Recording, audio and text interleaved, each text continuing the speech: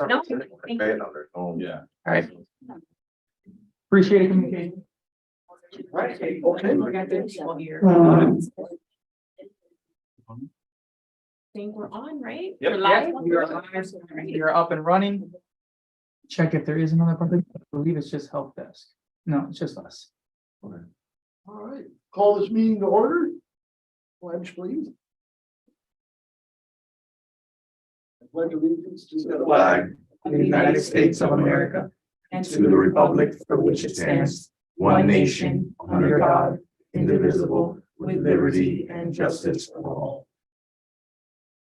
I want to take a moment, finished up Memorial Day weekend. I remember all those who gave their lives for our freedom. Live in a wonderful town like Miami Lakes, raise our families in Loch Lomond. And all those who waited for their return, safe. Unfortunate for those who did not get the news. Thank you. All right, roll call. We have myself, Patrick Kunkel, David, Angel, Joe, and Eugene. Any public comments that need to be made? I don't believe anyone from the public is here. All right, we'll go on to old business. We have the budget to vote on. And just a point of keeping this in order. So essentially, old business item is the approving of last minutes. We don't have them just yet. But given the necessity for the budget to be passed on our timeline, we will go ahead and omit the meetings. We'll go ahead and have it for sure for the next meeting. At which point we'll go ahead and have both the May 1st and May 24th meeting, as well as today's meeting. Okay. Any questions regarding the budget? Is there a motion to approve?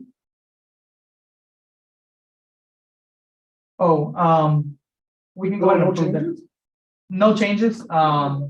It's straightforward as far as the budget item goes. If there's any questions, I know we talked about it at length. Yeah. If you need me to go over it again, I'm more than glad we do that. I make a motion that we approve the budget. I second it. Okay. All in favor? And then just one, through the chair, if you would indulge me, and we should have gone through this in the order of business, the additions to resolutions. At the last meeting, I know we talked about, and we didn't have, police on hand, and I talked briefly about, some of the questions that were brought up about no patrols being sent on Loch Lomond. I just wanted to just go ahead and, make everyone aware, we have the lieutenant, currently sitting in. As of when will you be interim? I've been interim since last Monday. Since last Monday, the interim major for the town, Lieutenant Gonzalez. Oh, great. So if there's any other questions, and I explained the same discussion we had, essentially, there's no advisement of no one not going into Loch Lomond. Essentially, if there's a call being put on place, any patrols that would have been set for there, we're gonna be pulled from any locations, essentially for an emergency. But I don't know if there's anything else you wanted to talk about with regards to that. As far as patrol, well, the good news is that I ran the crime report for the last 3 months since March 1st. We haven't had any calls or service as far as any crimes, robbery, burglaries, thefts, aggravated assaults, or larcenies inside Loch Lomond. That's been good. We still continue with the patrol. I step up more patrol at nighttime, because that's when, the thieves come out. The action. Yeah, the more action during the day, it's really quiet. We still have patrol. I drive an unmarked cars and detectives. Sometimes you won't see a marked police car, but we do have a variety of unmarked cars that do patrol. Or, for just for plain clothes. I drive to have a unmarked pickup truck, and I'm always in every community, driving around, just checking everything out.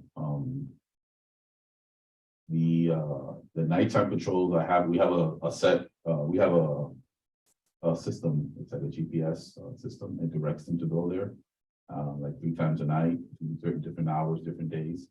And then I have a report in the morning that I could check to make sure that they're doing that. So I know my guys are in there, and other communities like the Oaks, Satori, any of the big communities. We're having vehicle issues here. I just keep the maintenance. That's more of a preventive maintenance thing, high visibility. But if we're having any vehicle burglary, we target in a certain area, then we would obviously throw more resources into that, but. Can you repeat that again? You said since March first, there has not been any break-ins Yeah. into Loch Lomond? Yeah. What about prior to that? Prior to that, I think we had one by the golf course earlier or last year. Since the last meeting we had, but after we discussed that in that one meeting that I had come and talked to everybody about. I think we had the one car. At what point do you report it? Like what becomes reported and what becomes unrecorded? Because I know a few that have happened and I thought they were reported. So I'm kind of surprised that you're Yeah, saying there- there hasn't been anything reported. Prior to, I'm not sure if it was March, but I know this year. Yeah, I said since March 1st. I know there was some that happened, but I already talked about that in the meeting that I attended I think his So, report that he I'm- pulled recently is as of March. as of March. Right. But No, there has happened in the back, but I'm just updating from the last meeting. I covered that in the last time that I covered the meeting. I was online and I did report. There was more things happening back then. I think that what she's referring to is that we know. And her and I, Right. and well, we all know because we went to the site, we spoke to some of the neighbors. There was a car broken into Yeah. And and a car, so there were two, but that happened, happened earlier this year. Prior to March first, Yeah. you're saying? I'm not sure about that. Absolutely. Yeah. I mean, it could be March. Yeah, it- it it- already it- happened in it- January. Yeah, No, it didn't happen January. It did not happen January. The BMW, yes. But the one that she's talking about on Glen Eagle, there were two incidents on Glen Eagle. That's why we're looking at the camera and whatnot. Look, I'll be honest with you. I'm not. The thing with stats is that if the people report it or how is it Sure. reported, what gets documented, and I know you guys need data. I'm telling you, we are being targeted because there are people trying to break into houses. Right now, and it's coming from Glen Eagle, the one, or from the golf course, but a lot more from Glen Eagle. They're jumping over the fence and they're trying to get easy targets. I like the Remember, idea. we only know what we're told. So if you don't, it's not reported, it doesn't count. We Not in a could- bad way, but We were told that You it know. was reported, but I wasn't there when they Yeah, physically yeah. did it, so. yeah. So in order for it to be recorded, what do you need? A case number, a police Somebody has to report? call police. Somebody- Absolutely. Okay, so if they call the police, I mean, We come and we write a report. And then it comes, it's right here on these are all the cases. Obviously, you see more, but this is the surrounding area and not inside the neighborhood. But if it's reported, if they call police, we write a report, and now it's documented. And then we could gauge off that. But some people, let's say it did happen, some guy rummaged through a car, somebody wakes up and like, oh, nothing got stolen.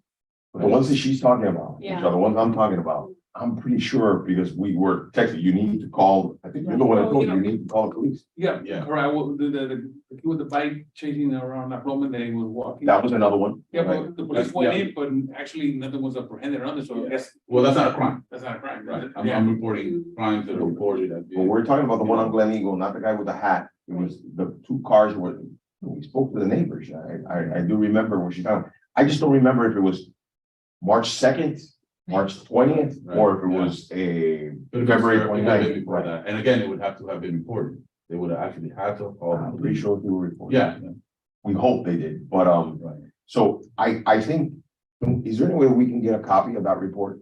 Yeah. Glen Eagle, like February 20. Yeah, there's nothing before March 1st.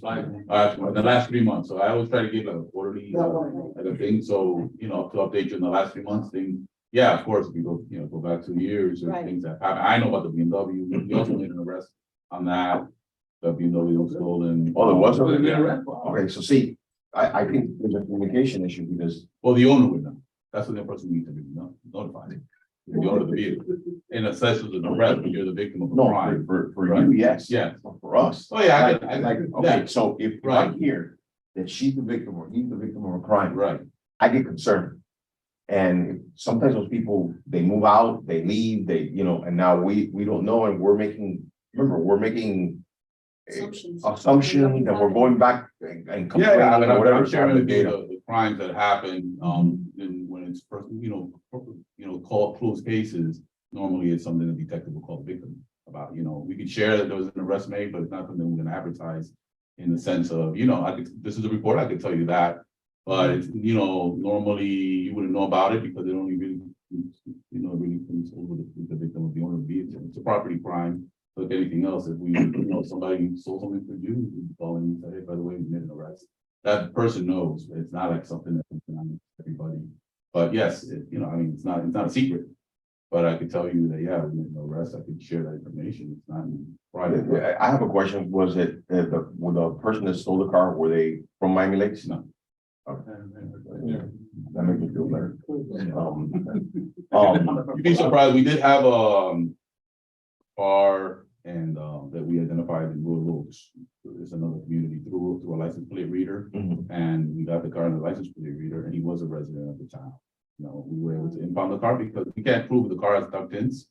But the car driving down the street, the guys are hopping in cars, we know that's with them. But we can't see the driver because has dark tints, so again, we have to prove but we got the tag, so. We impounded the car because it was used in a felony. Obviously they get it back, but they know that we know that don't come into these communities because we were gonna capture your tag and we're gonna know who you are.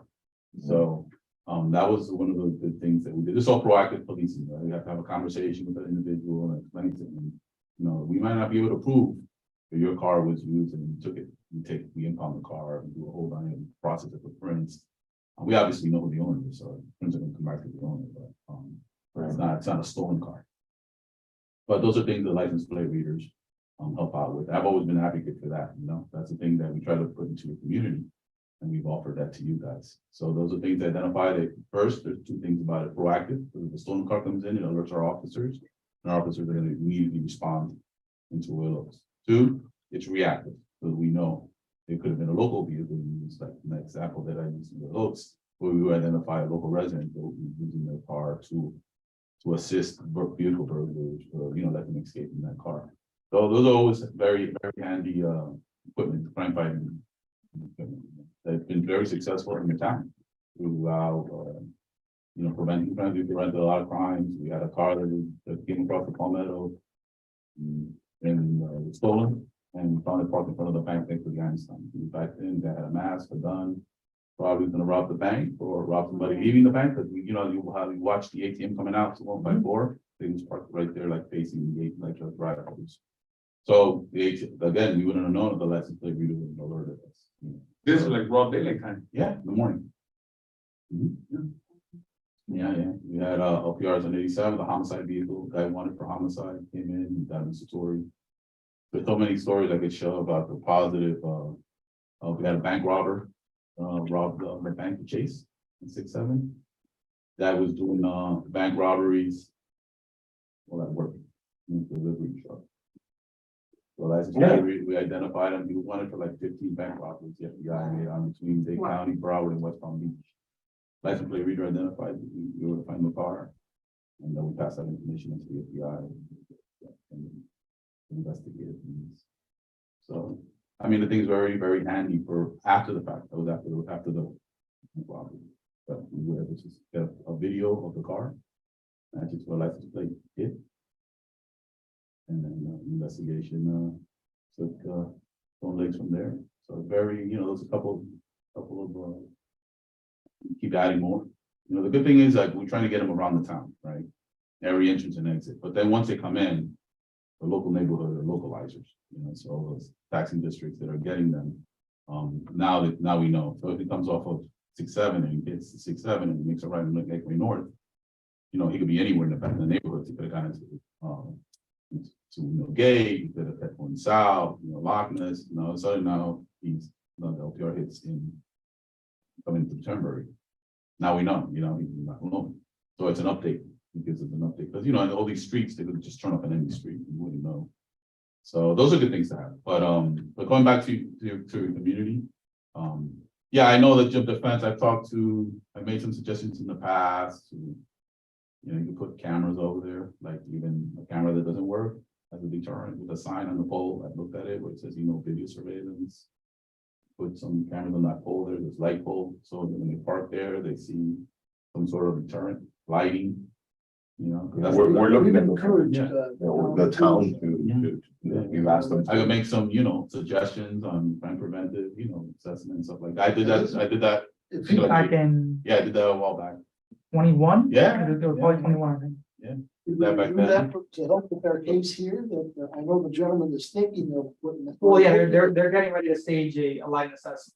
That's what their preliminaries. First, they gotta see what the lighting levels look like. Yeah, lighting, cameras, even if the cameras, don't work.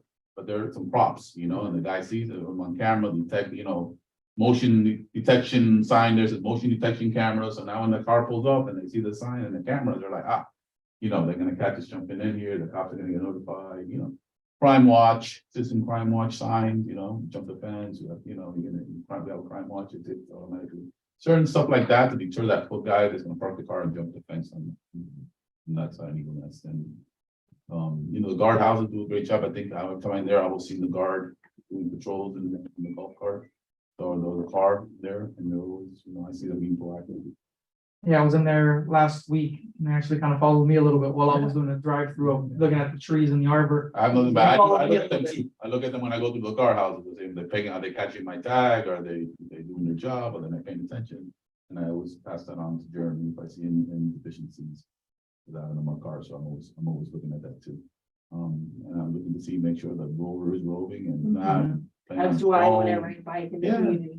So they're doing good, I have nothing bad to say about them. Like I said, our guys keep patrol, step up, and it's just one of those things where, again, we're trying to cover as much ground as we can. Give everybody equal attention. All right, I'll tell you, I think that, and I'm speaking for the community, for most people right now. It's good that you share this information, because the sentiment is, like we had said, that there was, somebody had said that there was a no fly on Loch Lomond, right? Never. Well, for whatever reason, Yeah, that's fine. misunderstanding, Yeah, what have you, there's a guardhouse, whatever. I'll tell you, I used to see police in all the time. I think during the pandemic or after a pandemic, something's changed. I would assume it's exactly what you're saying. You guys have so much area you have to take care of. And you're, and there's more serious, a murder or assault or robbery is a bigger crime than somebody getting their car stolen. But for us, the statistic is we've had 0. If we have 1, that's 100% jump in price. And that's how it's visualized in our opinion. Of course. Yeah, one is too much. One is, unfortunately, that's how we all feel. Yeah. And we're getting more vocal because, we want to maintain that. But I don't want this to be me personally, I don't want this to be an antagonistic type of thing. We want to support you.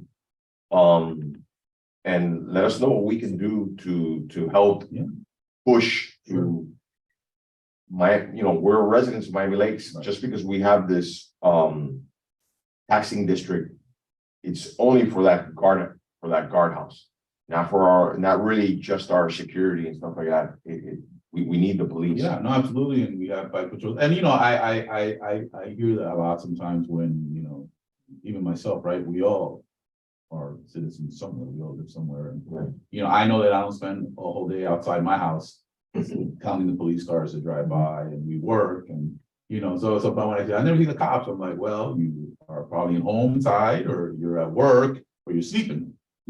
So, doesn't mean that, they don't drive by, it's just the odds of seeing it, because you happen to be outside, or not seeing it because you're inside, or you're at work, or you're sleeping. But at night, the same thing, that the GPS thing that we have, when somebody tells me, I don't see the cops, I could tell you, or the guards that, they documented and stuff like that. So it's good to, I like to reassure you that it's happening, and when, we contact cards sometimes in residents, and if they see a garage open, some of the officers will just check, and they'll tell you, hey, look at the garage or your car, and unfortunately, we have, 33,000 residents that we service, so we can't be at all, but we try to make an effort between traffic enforcement, calls for service, and patrolling.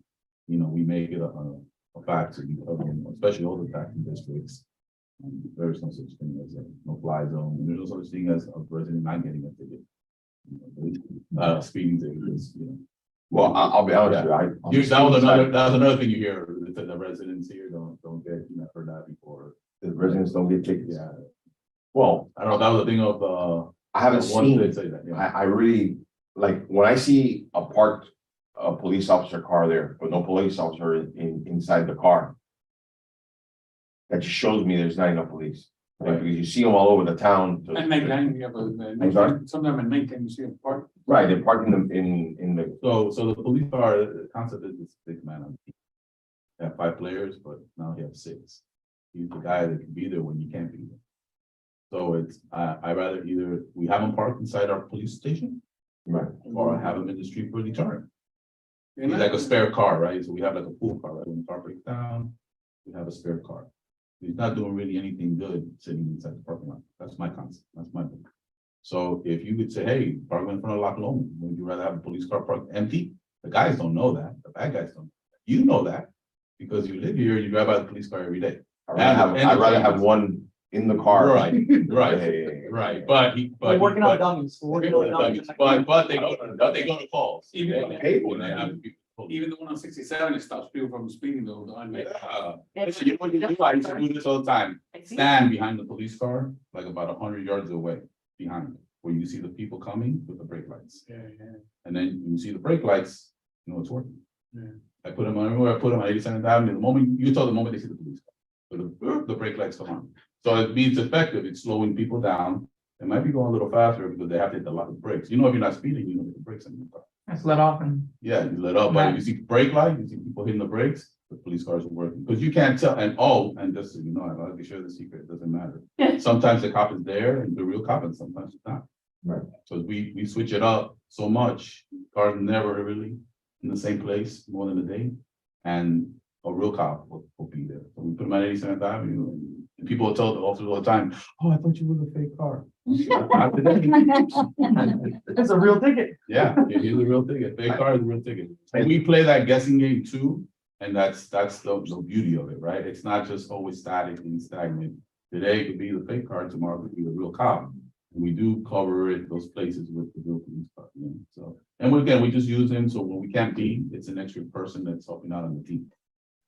I haven't seen the contact cards no more. Have you seen them? Or what? The contact card, they. What's a contact car? I'm sorry. Things Oh. by your house. Yeah, we have a little, it's like a business card kind of thing that they come and they check on your house and they'll tell you the cop was there, you know. But again, you know, we have 33,000 residents, you know, a lot of houses and you know, they do, that's part of their shift. They leave a couple and at night they go by the businesses that are closed and, you know, you wake up in the morning, you're like, oh, the cops came by last night, you know. That's They even another, leave like, their number there. Yeah, Yeah. they'll like go on your property. No, I've never, where I lived on Alamanda before. And yeah, they come, they do, you know, checks and we had a number that we can call. I can call the police officer, the sergeant or something like that. Town sergeant. You might be right. Yeah, that's the supervisors. Right. Is there any way that my fear, this is like a double-edged sword. I think it would be nice comfort for us to have that number. That my fear is It becomes my noise cat and not, yeah. and God, you know, where. Well, the thing is that number is more for like quality of life issues, not the dispatch. Like that's what we have 911 and for police, because everything is recorded. So there's a policy that you support. It's not like, I guess in other places they can do in small towns, but here, because we're the Miami-Dade Police Department, you know, if you know somebody's shot, you can't call that number and say I need the police because the 911 operators are trained to give you first aid, life-saving instructions, child drowning. They have a protocol that they go through. They're talking to you on the phone. And that while calls all first monitoring. responders are going. An officer cannot be on the phone. One of our guys cannot be on the phone with you, giving you that responding and driving at the same time or dispatching. That goes right on that. So that's the problem we had at one point in time. Everybody wanted that for police service, and that's not really dispatch. You know, it's But not. what's the purpose of the phone number then? If you have an issue with something, you could say, hey, look, I'm having a problem with a neighbor that's, can you guys send an officer, an extra officer by the house? Just to check the neighborhood. We've had a rash of break-ins and you put a watch order here on this neighborhood. You know, just little things that are quality of life, you know, we have. Not so much emergency. Yeah, not for. I use it a lot operationally for Yeah. parks matters. Yeah, So if I have a parks large matters, event and I want to give them a heads up, or if I have an incident that hasn't taken place, but I have a feeling So something. you have a happened. concern with a call and I need the supervisor to come by because, you know, this occurred and one of the officers didn't handle it due to your likings or whatever. But not for call for service, because that's something that has to be that's also not documented anywhere in the 911 system. Right, no, I get it. Yeah. Well, it'd be nice to have that number. Maybe we could at least have the board and we can figure out the proper way of distributing it. What do you think? mean, we did have this one person in the neighborhood. He just happened to be. So all the police, doesn't hurt to have them come in.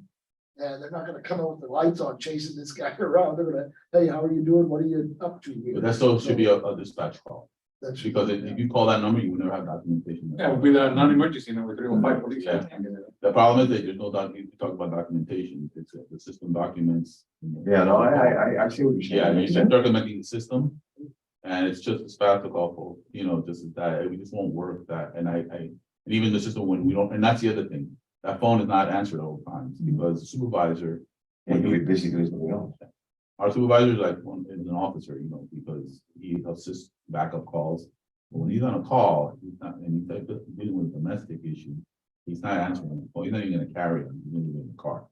So that's the other thing with the call, and you'll get a voicemail that say, if you need police, please call for police 911. It's not for dispatcher, for call for service, so. Yeah. You could leave, I have, people that call, about, there's a broken down thing in the street, a car broken down over here, and we get a tow truck to come out to help the person out. Stuff like that, but nothing for dispatch. It's circumventing the system, and they're gonna tell you just to call for police.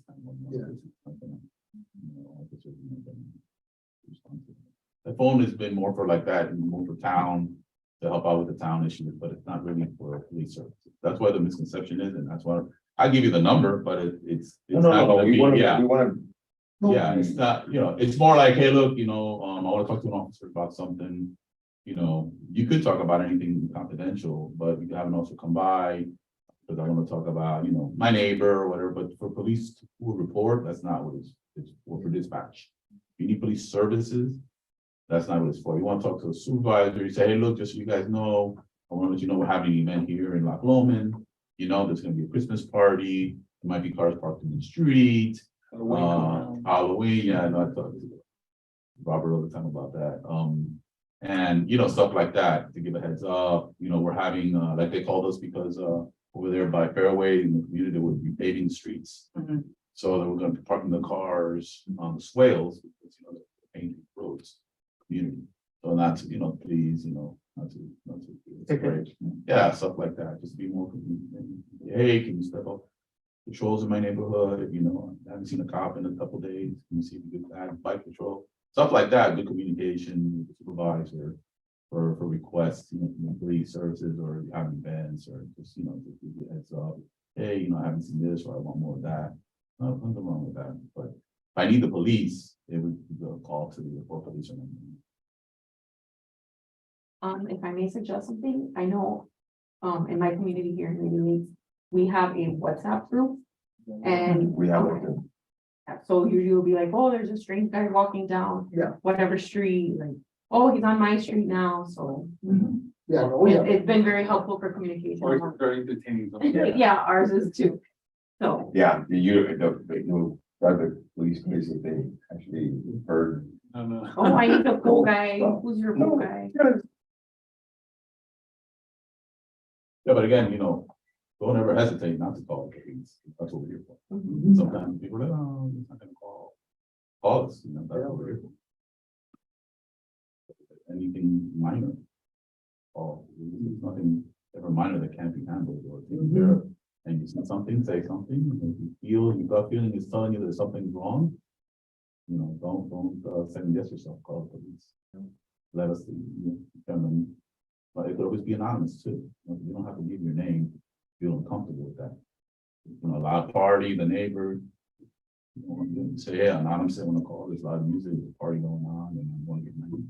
And I didn't get invited. And I didn't get invited. Oh, that's what happened. You just invite your neighbor. All the time. That's rule number one. Patrick, You're you're partying invited. over here. Thank you for your time. Yes. Gene's actually part of our security. Yeah. So that's why he's on top. Yeah. Listen, I'll give you my card and before we leave, and then Yeah, if you can. yeah, I'm very personal with the residents of the community. I'm always on with talking with, Roberto and Abel, Hernandez, and Angelo. So, yeah, I've been for 5 years. You talk to them, they'll never say anything bad about me. Very attentive to. I residents don't of think the- anybody. He's community.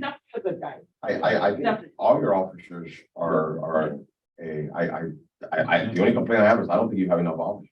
And I think you need the support from the commission and from everybody, but when the chief officer is saying, we don't need more. That's a hard one, because how can you grow a community from one census to the census and not add a more police? Gotta be hard. But I respect your position, you know, I'm not, you ask me to design the bridge, I can tell you, I'm an expert at that. I don't know anything about law enforcement, so I don't pretend to be one, so I'm gonna trust what you say. Appreciate it. Hey, thank you, and congratulations on your son's graduation. Thank you. Yeah, congratulations. Yeah. Wanna go meet with Dan? Meeting? Adjourn, motion, anyone? And thank you for coming. Yeah, thank you all. Congratulations on your son. Oh, thank you. Get it on it right. We still got a lot to go. Second. Oh, Oh, I'm sorry. Yeah, you can make a motion. Yeah, you're a voting member, so you can always make a motion too. Thank you, guys. all right, thank you.